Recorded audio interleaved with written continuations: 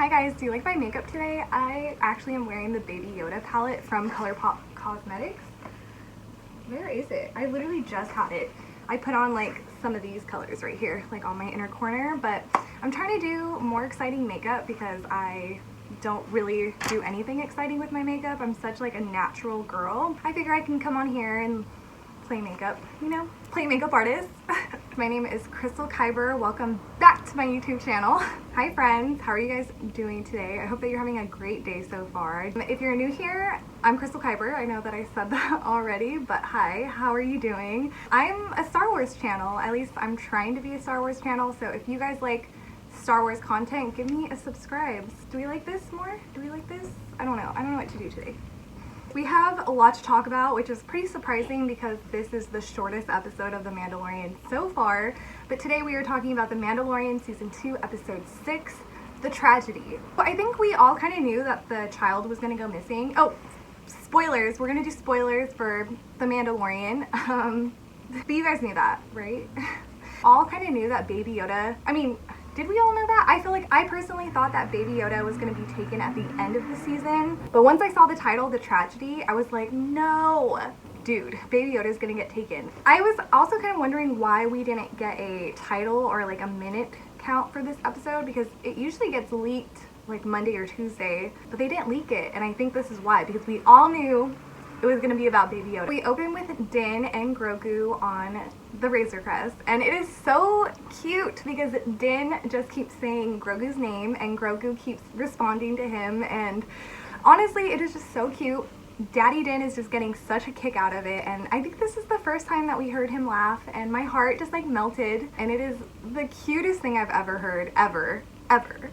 It's like this really sweet moment between them because Din is just kind of telling Baby Yoda, you know, you have to go to the Jedi if the Jedi come. You have to do it. And I really think that this is Din admitting to himself that he can't take care of the child, which is like, and honestly, just from how cute this moment was between Din and Grogu, it just makes the ending so much harder. This episode was a roller coaster.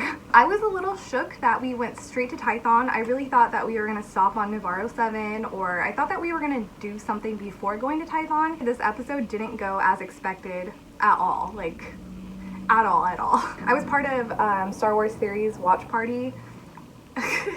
And when Theory saw, I love that we all call him Theory, by the way, when that's not his name. Theory's face when he saw Tython like was so freaking funny. So I know that there's some kind of significance to that. I don't know the significance. I don't play the games, and we get a scene of Din carrying Grogu with his jetpack, and like I love the jetpacks. The jetpacks are probably the best part about being a Mandalorian. Like, who doesn't want to fly? Din places Baby Yoda on the seeing rock, and it's just kind of like this, okay, what are we doing? What's happening? Sort of moment. We see some blue butterflies, which I know some people have covered in other videos. I know that some people in the group chat were saying that the blue butterflies are associated with the Leia on Alderaan. And then right away we get the Slave One just flying in, and I'll tell you guys, once the Slave One showed up, my jaw dropped. I feel like for the rest of the show, like for 25 minutes straight, like my mouth was on the floor. I was just like, I was not expecting Boba Fett to show up again in the season, and I definitely wasn't expecting him to show up now. So Baby Yoda does reach out to the Force, and there's like a protective force field around him, and Din is trying to grab him, and he can't break through the force field, and Din is just kind of like, let's go. I don't know who these people are, like, we need to get out of here. Daddy Din goes and finds out who's in the Slave One because he doesn't know that it's Boba Fett. Boba Fett shoots at him, and they kind of have this little standoff, and then we find out that Fennic Shan is alive and is part robot, and that Boba did save her from the first season. It's just crazy. Like, it's just so crazy. And they have like this, it's not like a standoff, but they have this negotiation because Boba wants his armor back. I think that maybe Boba was like in hiding and he could see his armor, or like, you know, keep an eye on his armor. And then when this other Mandalorian came and took it, he's like, yo, that's my armor, like, give it back. And then Din asks Boba if he's a Jedi, and triggered, like so triggered, like, I can't believe he asked Boba Fett that. Boba Fett tells Din to put down his jetpack, which I didn't really understand, like, why he had to take off his jetpack. If you guys can let me know in the comments down below, So Boba Fett basically says, if you give me back my armor, I'll make sure that you and the child are good. Because the bounty on the child went up, obviously, because Moff Gideon is looking for him. So before they're able to finish their agreement, or like come to terms with their agreement, a shuttle comes in full of stormtroopers. Din runs back up to get Baby Yoda, and then we have Fennec, Shan, and Boba going to town on these stormtroopers. It was honestly so cool. I love seeing Fennec Shan be such a badass. She kills it. She's a sharpshooter. She's a really good assassin. Like, get it, Fennec. Like, we love you. Boba Fett went ham. Like, this was the coolest thing that we've ever seen Boba do in canon, I guess. That's not Legends. He killed it. We get a little nod to Indiana Jones when Fennec Shan pushes a boulder onto the stormtroopers. So while this is happening, Din is still trying to get Baby Yoda from the Seeing Rock. And there's a protective force field around him, and Din cannot break through, and can't grab him, and he keeps getting knocked out. And it's really sad, actually. Is that the tragedy? No, it's not. So Din tries to protect Baby Yoda and just goes down to fight, and it's really cool watching Fennec Shan and Din team up together. Like, that was such a cool moment. It was really cool seeing Din take on blasters straight to the Beskar. So Boba Fett goes into the Razor Crest and gets his armor, and just when things are getting kind of tough, like, we see Boba Fett in his armor just going absolute ham, and it's just like, he's such a beast. It's crazy. It was so cool to watch. I was like, oh, okay. And as I said, I was watching the Star Wars Theory watch party for this episode, and when Boba came in with his armor and was just going freaking crazy, like, I saw Theory cry. He shed a little tear, and I just have to say that that is so relatable, because when I saw Ahsoka in live action, I legit almost cried. I had to stop myself from crying because I was filming a reaction video, and I was like, I'm not gonna cry on camera. I'm not gonna cry on camera. And I really hope that Din gets a moment with Boba where they can kind of like train together or something, because I feel like Din can learn a thing or two from Boba. It was just so cool. It was so cool to watch. When Boba Fett came out in his armor and was just going ham on these stormtroopers, I was like, oh, what am I feeling? Like, what is this? Like, they all retreat and then go back onto their ships or their shuttle or whatever. So Boba Fett takes his missile thing from his jetpack and fires it at them. Boba Fett goes and he shoots the shuttles go and runs into the other one and then smashes and blows up. Sorry, I'm like moving around because I'm really excited. And then Boba Fett kind of like watches it and then turns around and we see the explosion behind him. I just wish that it lingered a little bit longer. Like, I wish that we could see the explosion a little bit more behind him. Like, it's a 30-minute episode. I think that we could afford 10 seconds longer. Generally, though, I thought the pacing of this episode was really good. It kept us all on the edge of our seat. Like, for only being a 30-minute episode, I felt like it went on forever. Like, it was just like all gas, no brakes. And then Moff Gideon goes and the Razor Crest explodes. Like, after all of that, the Razor Crest explodes, like, completely, like, disintegrated. Like, it's donezo. Like, we're not coming back from that. And honestly, I was like, is this the tragedy? It's not. But to me, it kind of felt like a joke, like a sick joke, because just everything that we've been through with the Razor Crest, literally the poor Razor Crest, and then they make it explode? Like, you guys really blew up the Razor Crest. Moff Gideon sends the Dark Troopers to get Baby Yoda. He sends like four Dark Troopers. I literally just watched the episode. I don't know why I'm like blanking out. That's the tragedy of the episode, by the way. I do have to say, I do wish that it was like more dramatic. I kind of wish that it was like more sad. I feel like I was more sad from the Razor Crest blowing up. Maybe because I was kind of expecting Grogu to get taken. I almost wish it was more sad because I just want to feel something. I'm just kidding. I also just think that this episode was just like up and up and up and up and up, and once the child got taken, it was just kind of like, okay, like the child got taken. Like, I didn't feel super sad about it. I mean, of course I'm sad. So Boba Fett gets into Slave One and follows the Dark Troopers. Din tells him not to shoot at them because he doesn't want the child to be hurt. He follows them to see where they're going, and he sees an Empire ship, and he's just like, yo, it's the Empire. And Fennic is like, no, that's impossible. The Outer Rim is ran by the New Republic. I really like that we're getting more of like this, not cultural, but I like that we're seeing what's going on in terms of like what's happening within the galaxy, and like it really does contribute to why the Empire was able to come back so strong. It's because nobody was paying attention. And I think that this show is doing a good example of showing that and showing how the Empire got to be where it was in the sequels. Boba Fett says that this is a spice stream. Why was that so hard for me to say? I said it like 3 times.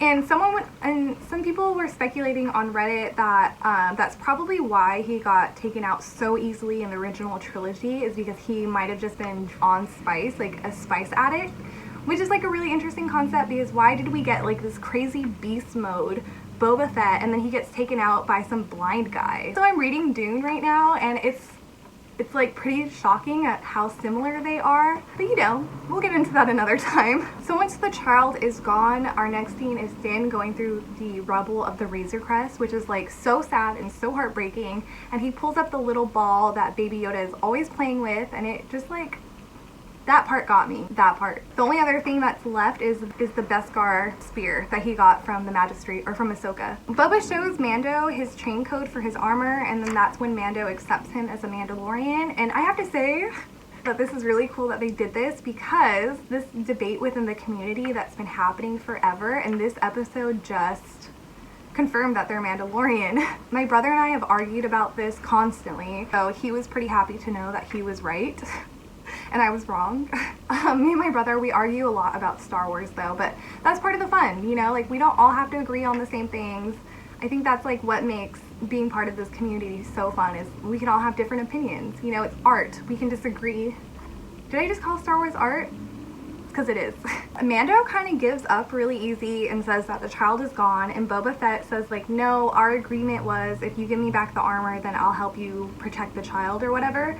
Din, you're gonna give up on the child that easily? If it wasn't for Boba Fett, like what was he gonna do? He was just gonna like, I'm sure he would have figured something out. I wasn't expecting Boba Fett and Din to team up together. Like that's literally the last thing that I thought. As soon as we saw Boba Fett, I thought that they were gonna be battling. I'm kind of hoping that Din, you know, he's learning that this is another Mandalorian that takes off his helmet. I hope that Din takes off his helmet at some point. So Boba takes Din to Navarro 7 to see Cara Dune, who is now a marshal for the Republic, which I was kind of like, Din asked Cara Dune to find where Mayfield is, and Mayfield is from season 1. And honestly, I was just like, really, Mayfield? Like, I don't care about Mayfield at all. Like, I really don't care about Bill Burr. I think I was watching WikiLeaks, the new Rockstar's WikiLeaks, and they were saying that Mayfield is an expert at breaking in to things, or like, you know, breaking into things. So they're saying that's why he went to go get Mayfield. But I don't want to see any of those characters again, honestly. I really don't. I'm bummed that the next episode is probably going to be us breaking Mayfield out so that Mayfield can break Baby Yoda out. And then in my notes, I wrote, Cara Dune, give us something. Like, Din is like, oh, they took the child, and she just goes like this. Like, girl, like, give us something. Like, that's the child. She's like still butthurt that he tried to force choke her. So our next scene is we cut to Baby Yoda on the Empire ship. Moff Gideon comes into the room, and Baby Yoda is throwing these stormtroopers at each other, and you know, the stormtroopers, that's like what Baby Yoda is doing. And Moff Gideon walks in, and the conversation that Moff Gideon has to Baby Yoda, it was pretty telling, I would say. I definitely want your guys' opinion in the comments, so let me know what you guys think. But the way that Moff Gideon was talking to Grogu, it kind of sounded like maybe Moff Gideon knew Grogu prior. It kind of felt like maybe Moff Gideon was the one to take Grogu. It's just like the way he was saying things. I was like, There was something that Moff Gideon said to Baby Yoda or about the child that made me kind of wonder if he was going to try to turn Baby Yoda into a Sith, or if he was going to try to use Baby Yoda and turn him into his own weapon. I really thought that they were going to take all the blood from Baby Yoda and like kill him, but now I'm kind of wondering if they're going to try to make him into a weapon. I was watching the Star Wars Stuff podcast live show on Instagram, literally right before I started filming. Like, I was doing my makeup and I was like watching their live show at the same time, and one of the hosts said the same thing, and I was just like, oh my god, me too. So I don't know, I think that we're vibing right now, you know? I'm not crazy, someone else thought it too. I want to talk about some final thoughts with you guys. We're just gonna go through these pretty quickly. So the thing with the blue butterflies is some people were saying that they're associated with Leia, and I know we all really want Luke to show up. I know not everyone wants Luke to show up. I'm in like a few different group chats and they're like, we better not see Luke this season. Like, I would love to see Luke Skywalker. And the thing with Luke Skywalker is, at this point in the galaxy, Luke Skywalker is the most powerful Jedi. He is looking for younglings to train, like he's starting his own Jedi school. Personally, I think that Luke is endgame. I think that Luke will take Baby Yoda at the very end of the show. I really think that's the direction that we're gonna go.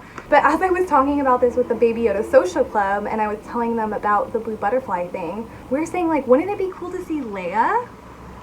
Like, wouldn't it be so cool to see Leia? Like, what if Leia is the one that takes Baby Yoda to Luke? I would cry. I would literally cry. I think it would be really cool to see Leia take Grogu. Can you guys imagine Leia holding Grogu? When I remember back in January when they were shooting, someone said, hey, there's a bunch of stormtroopers at Vasquez Rocks, like probably shooting the Mandalorian. I completely forgot about that until this episode. Vasquez Rocks is really cool. They've also shot Star Trek there. They've done so much stuff there. If you're in Southern California, I highly suggest going to Vasquez Rocks. It really does look like another planet there. I would really like to see Boba Fett teach Din to be a little bit more savage, or how to use the spear, you know, and like, I'd love to see something like that. I think next episode will be us getting like the gang together. Like, I wonder if Cara Dune and Grief Karga will be there. We have to see Bo-Katan again at some point. I'm just wondering if it'll be this season or not. We only have 2 episodes left, so I'm kind of nervous. I feel like a lot needs to happen in 2 episodes, and I don't think that we're gonna get it. Like, I don't know if we're gonna rescue Baby Yoda. What do you guys think is gonna happen? What do you guys think? Like, tell me in the comments down below. I want to know. I was watching the new Rockstars WikiLeaks video, and they were saying that Din might die at the end of it. Very upset that they said that. Don't speak it into existence. Like, I'm sure that we've all kind of thought that at some point, but like, it can't happen. It can't happen. He's the Mandalorian. I mean, maybe Baby Yoda will be the Mandalorian, but like, I don't want Din to die. I think Din's arc is not over. I think that Din's character arc will be him going from like this really stone cold, hard bounty hunter to like an actual human being. I think that we are kind of like watching Din find his humanity. I swear to God, I'll be so pissed. Like, I will be so mad. Like, you can't do that. You can't do that. Jon Favreau and Dave Filoni have not disappointed yet. I think that they're doing a really good job with The Mandalorian, and I'm really excited to see where it goes. Yeah, I'd love to hear from you guys. If you haven't already, make sure to subscribe to my channel. I have a lot of Star Wars stuff coming your way. Thank you guys so much for watching. I hope that you have an amazing rest of your day, and I will talk to you guys very, very soon. This is the way. I'm actually surprised Din didn't say that to Boba. We haven't heard this is the way in a while. Honestly, remember when Bo-Katan said this is the way, like so snarky? I think about that moment a lot. It lives rent-free in my head. This is the way. Like, so good, so good. Oh, I think about that a lot. Think about that moment a lot. Okay, bye.